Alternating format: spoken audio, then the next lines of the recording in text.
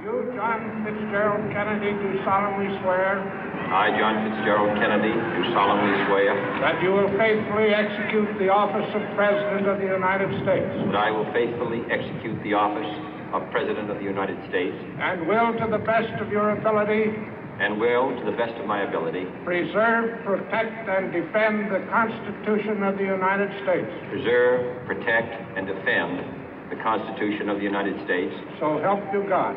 So help me God.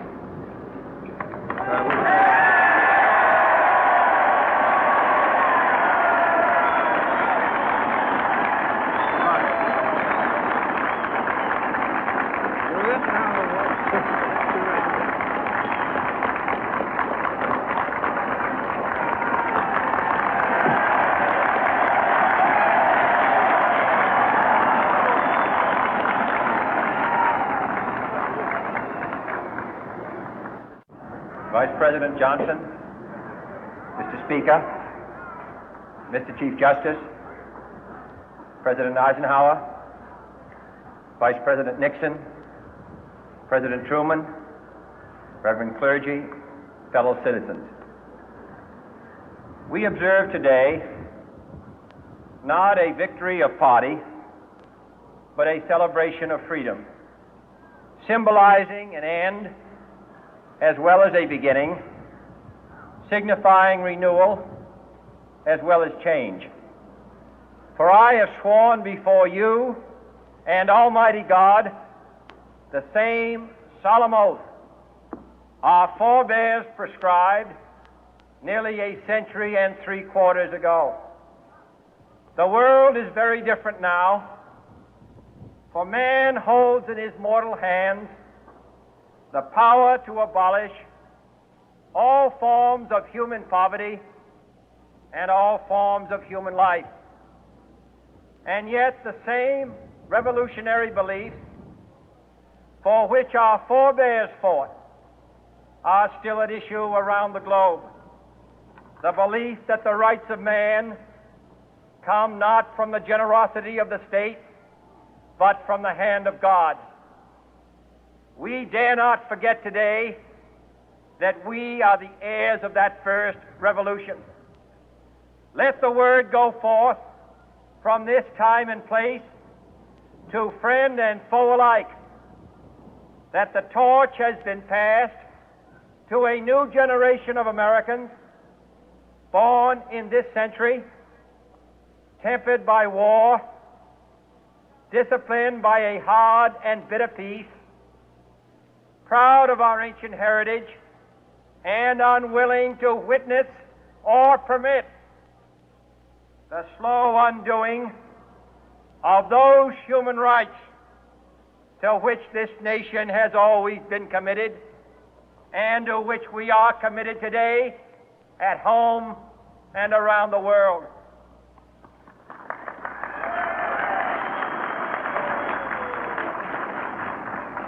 Let every nation know, whether it wishes us well or ill, that we shall pay any price, bear any burden, meet any hardship, support any friend, oppose any foe to assure the survival and the success of liberty.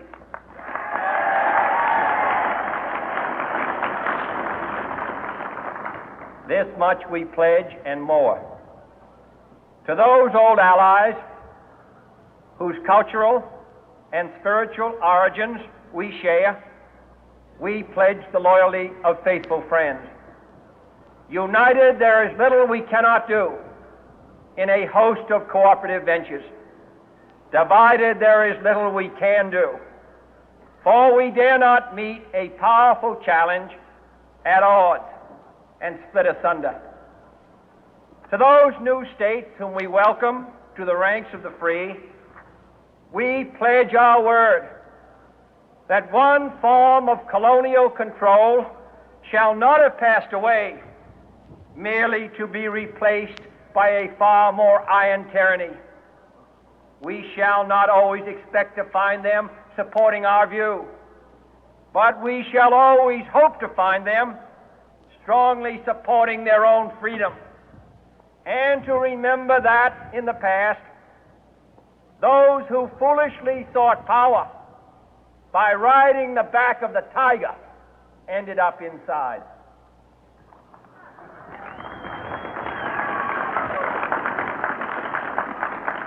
To those people in the huts and villages of half the globe struggling to break the bonds of mass misery, we pledge our best efforts to help them help themselves for whatever period is required, not because the communists may be doing it, not because we seek their votes, but because it is right. If a free society cannot help the many who are poor, it cannot save the few who are rich.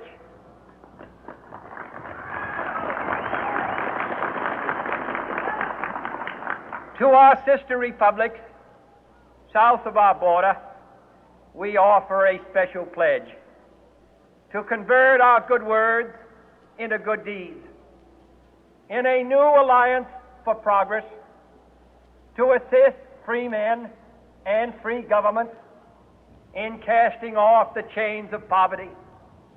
But this peaceful revolution of hope cannot become the prey of hostile powers. Let all our neighbors know that we shall join with them to oppose aggression or subversion anywhere in the Americas. And let every other power know that this hemisphere intends to remain the master of its own house.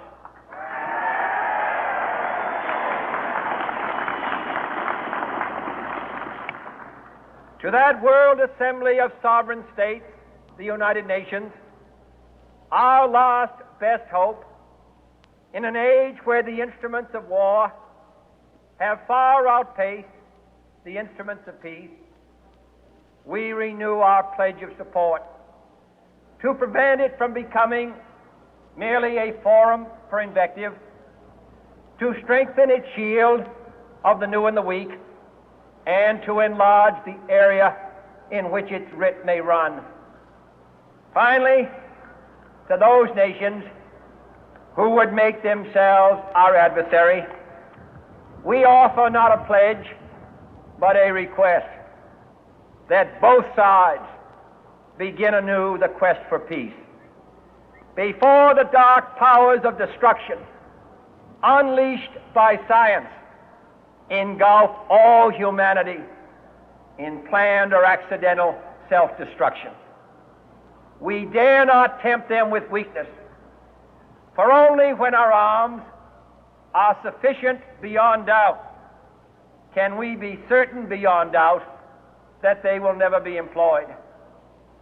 But neither can two great and powerful groups of nations take comfort from our present course, both sides overburdened by the cost of modern weapons, both rightly alarmed by the steady spread of the deadly atom, yet both racing to alter that uncertain balance of terror that stays the hand of mankind's final war. So let us begin anew, remembering on both sides that civility is not a sign of weakness, and sincerity is always subject to proof. Let us never negotiate out of fear, but let us never fear to negotiate.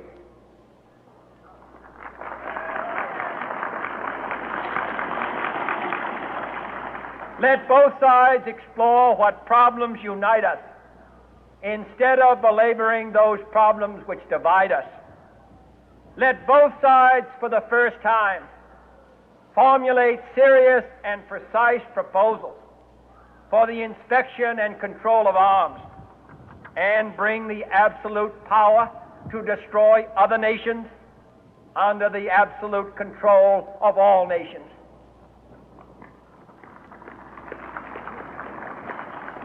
Let both sides seek to invoke the wonders of science instead of its terrors. Together, let us explore the stars, conquer the deserts, eradicate disease, tap the ocean depth, and encourage the arts and commerce. Let both sides unite to heed in all corners of the earth the command of Isaiah to undo the heavy burden and let the oppressed go free. And if a beachhead of cooperation may push back the jungle of suspicion, let both sides join in creating a new endeavor, not a new balance of power, but a new world of law, where the strong are just and the weak secure and the peace preserved. All this will not be finished in the first 100 days, nor will it be finished in the first 1,000 days, nor in the life of this administration, nor even perhaps in our lifetime on this planet. But let us begin.